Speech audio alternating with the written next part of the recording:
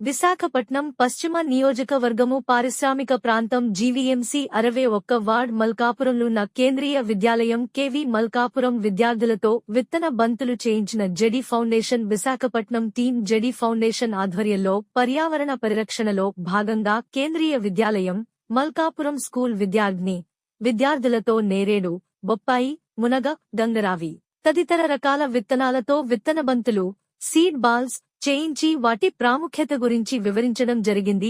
ఈ కార్యక్రమంలో పాల్గొన్న కేవీ ప్రిన్సిపాల్ సత్యజిత్ మిశ్రా లాడుతూ పర్యావరణ పరిరక్షణ కొరకు జెడి ఫౌండేషన్ చేస్తున్న కృషిని అభినందించి కేవీ ప్రాంగణంలో కిచెన్ గార్డెన్, పొలంబడి నిర్వహించమని అభ్యర్థించడం జరిగింది. ఈ కార్యక్రమంలో school librarian R Jagan Mohan, ఇతర టీచర్స్, జెడి గ్రూప్ సభ్యులు పాల్గొన్నారు. జెడి ఫౌండేషన్ విశాఖపట్నం వారు, స్టూడెంట్స్ అత్యుత్సాహంగా పాల్గొన్నారు.